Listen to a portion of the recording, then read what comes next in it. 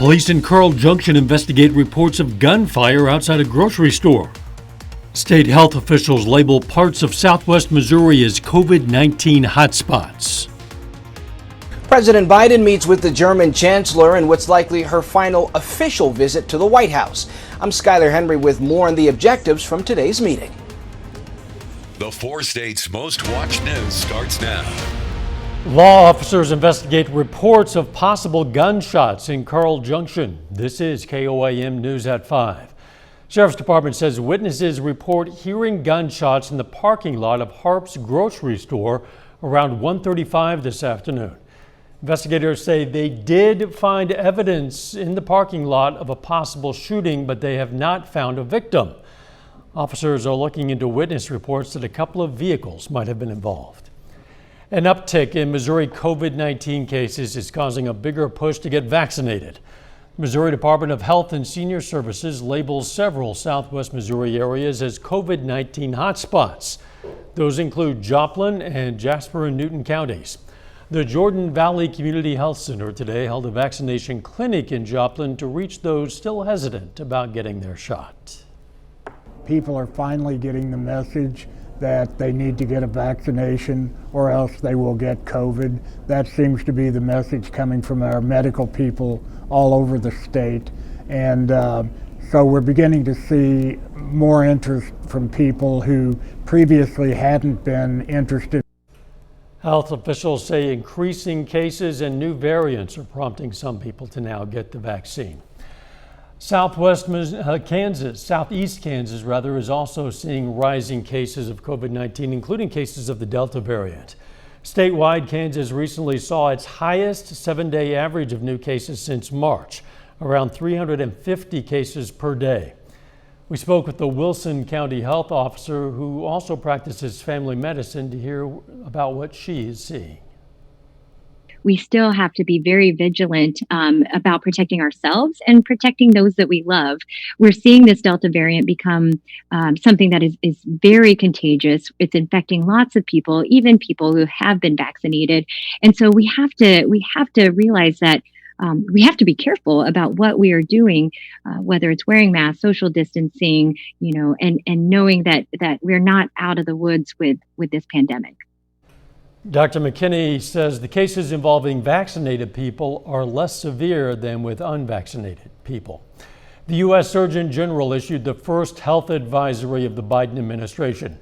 Dr. Vivek Murthy is calling for a war against COVID misinformation as the Delta variant is on the rise. He calls health misinformation an urgent threat to public health, saying American lives are at risk. The Surgeon General cited a study which says even brief exposure to misinformation made people less likely to want a COVID-19 vaccine. Doug Heddy, some rain moving into parts of the area. Yeah, we've had some showers, some thunderstorms, mainly in our northern counties over the past couple hours, but these are really going to increase as we go through the evening hours. You can see most of these in Nevada, Fort Scott, Chanute, over toward Yates Center, and also Humboldt, and then Fredonia and Neodesha. But these are some strong storms which are rolling through. We're not seeing much in the way of severe thunderstorms, but a few strong storms as we go through the evening hours. So you can really see these extending from Stockton Lake all the way back west, Chanute, Erie, Fredonia, Yates Center. And these are going to continue to push off toward the south and to the east during the evening hours. So if you haven't had any rain, you will eventually get some rain through the overnight hours. Here's 8 p.m. Still mainly along and north of Interstate 44. Thunderstorms continuing to increase as we go through the overnight hours, and then a big batch rolls through and really gets everybody eventually later on tonight. Of course, we're going to break this all down for you here in just a bit. See you soon. A scathing new report blames the FBI for mistakes and delays in investigating sexual abuse allegations against former USA Gymnastics Dr. Larry Nassar.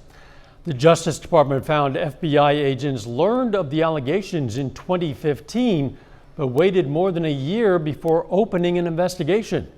During that time, Nassar abused dozens of gymnasts. Nassar is currently serving what amounts to a lifetime in prison. Britney Spears has won a major legal victory in the battle to end the conservatorship that she's lived under for more than a decade. A California judge has ruled the pop star can hire her own attorney for the first time in this fight. Spears wants her father, Jamie Spears, removed as her conservator. He is responsible for her financial affairs. Brittany also alleges she was forced to work against her will and use a contraceptive device to prevent her from having any more kids. Today marks the first time President Biden is hosting the leader of a European nation at the White House. He and the German Chancellor Angela Merkel discussed a range of topics, including the pandemic, regional and global security challenges, and the threat of climate change. Reporter Skylar Henry is at the White House with more. The president welcomed German Chancellor Angela Merkel for what's likely to be her final White House visit before she steps down in the coming weeks. One of the things that I want to talk about is the enduring friendship that the Chancellor has been so responsible for nailing down. Mr. Biden is the fourth U.S. president the German leader has worked with during her 16 years in office, and their meeting was seen as less contentious than her run-ins with the previous president. I consider her a personal friend. The two countries are now looking to collaborate on a range of issues in the years ahead, from the pandemic and economic recovery to global security and climate change. I'm very much looking forward to a deepening of our relations yet again. Emerging challenges from China and Russia were also on the agenda, as well as U.S. concerns over the Russia Nord Stream 2 pipeline, which connects to Germany. Earlier, Vice President Kamala Harris hosted the German leader for a working breakfast. The White House said they discussed climate change, emerging technology, and the root causes of migration. Skylar Henry, CBS News, the White House. After their meeting, President Biden and Chancellor Merkel held a joint news conference, and we're going to have more on that for you on the CBS Evening News. South Africa is calling out thousands of troops to stop violent protests after the arrest of that country's former president. The violence, including looting and arson, is in its sixth day after former President Jacob Zuma was jailed for contempt of court. More than 70 people have been killed and more than 1,200 others arrested. Severe flooding in parts of Europe is blamed for more than 60 deaths and dozens of people going missing.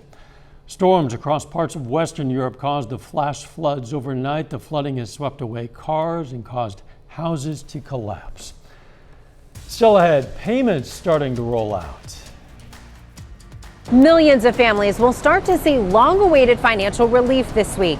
I'm Elise Preston with the rollout of new expanded child tax credit payments. And next in Health Watch, Johnson & Johnson recalls some sunscreen products because of a cancer-causing chemical. Topping Health Watch, a study at Massachusetts General Hospital has identified a molecule that may prevent Alzheimer's disease. The molecule works to modify the immune system and brain inflammation to protect against dementia. Researchers hope the discovery could lead to new treatments for neurological diseases.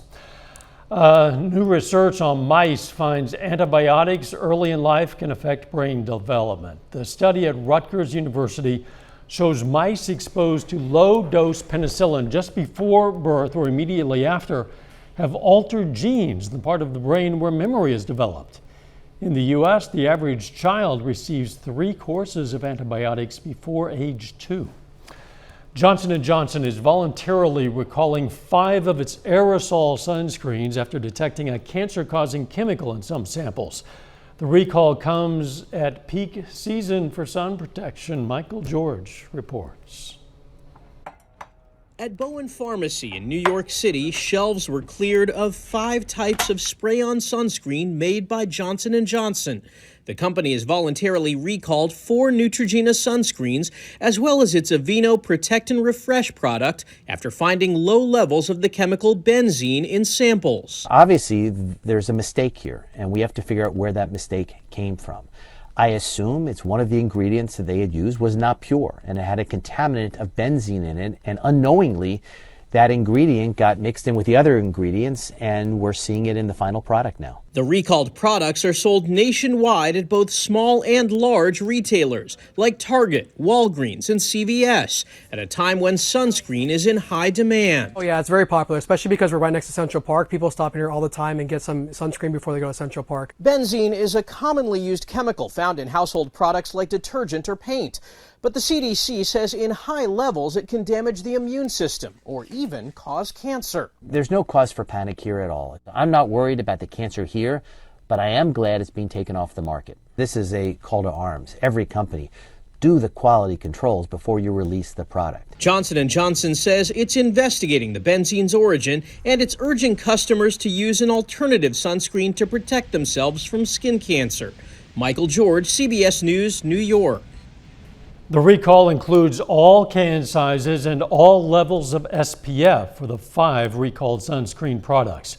For a refund, consumers should contact Johnson & Johnson's Consumer Care Center. Doctors are sharing advice to help parents soothe their children after vaccines. Canadian researchers say trying to verbally calm a small child after vaccination does not help reduce distress. Doctors found cuddling, hugging, or hand-holding are better techniques. Smartphone pictures can help detect anemia. Researchers in Rhode Island say a photo of a person's inner eyelid can be used to estimate blood hemoglobin concentration and predict anemia. They say a cell phone app may one day be used to screen for that blood condition. And that is a look at today's health news. A little bit later, the Labor Department releases its latest weekly unemployment report. Plus, thunderstorms rolling through the region during the overnight hours tonight. Those details coming up.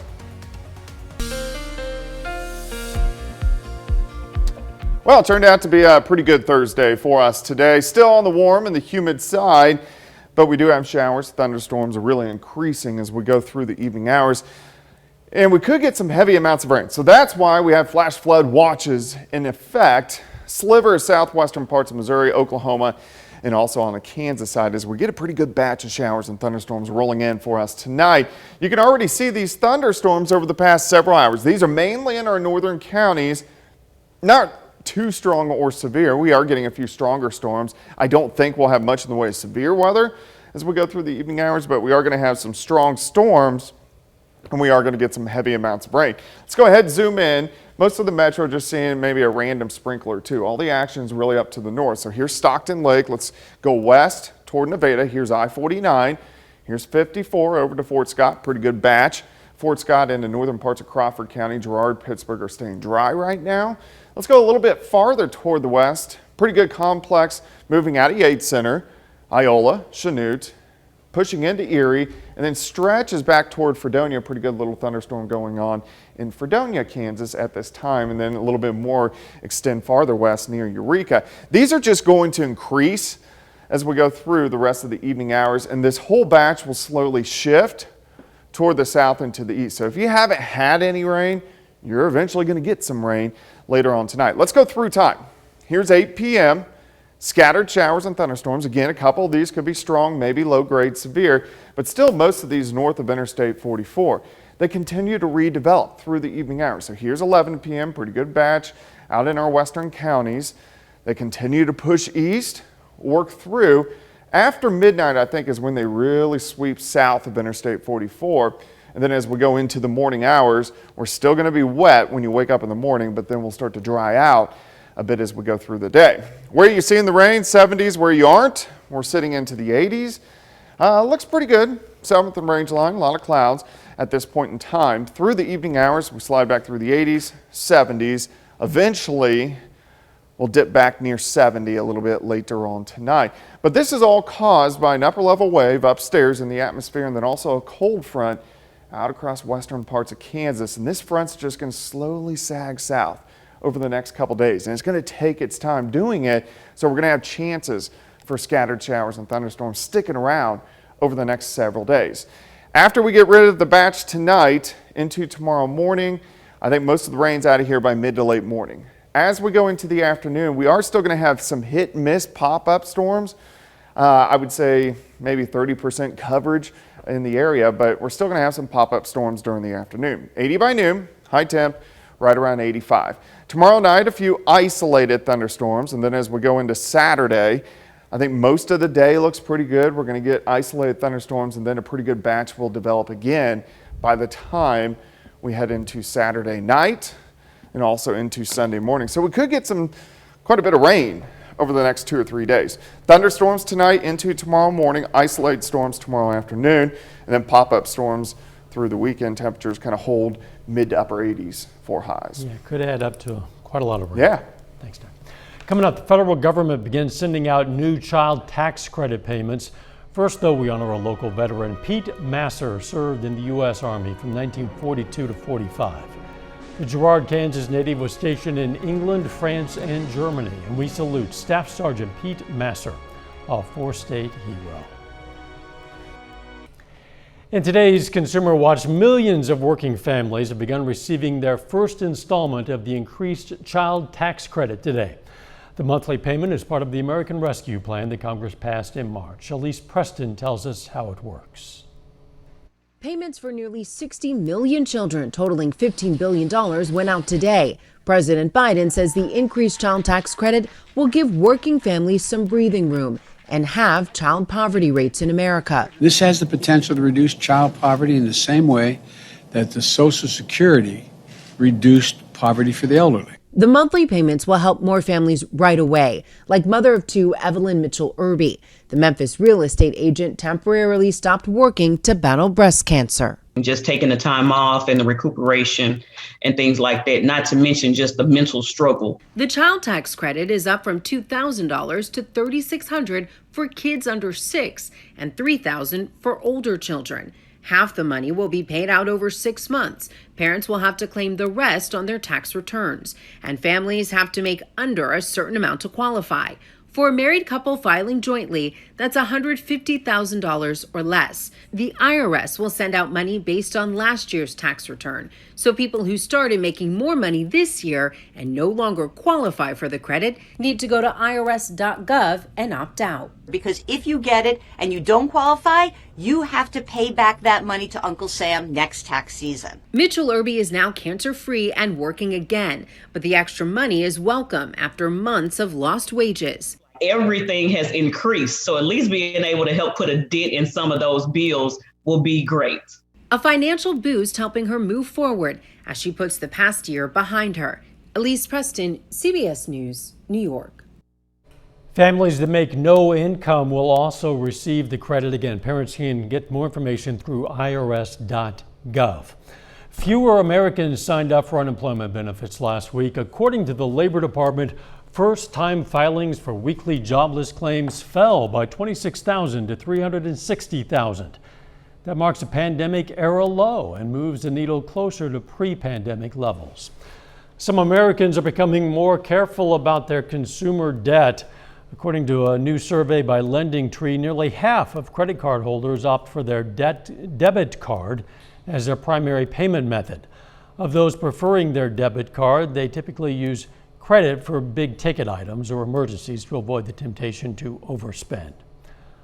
A warning for people who drive certain Chevy Bolts. GM wants you to park your vehicle outside because of a potential fire risk.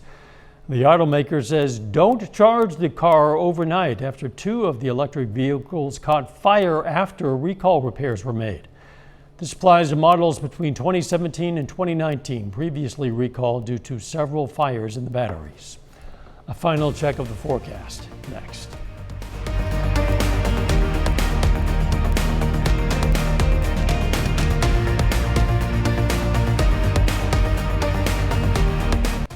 The CBS Evening News is next. Then on KOAM News at 6, we're going to hear from Carl Junction authorities about the reports of shots fired near Harp's grocery store.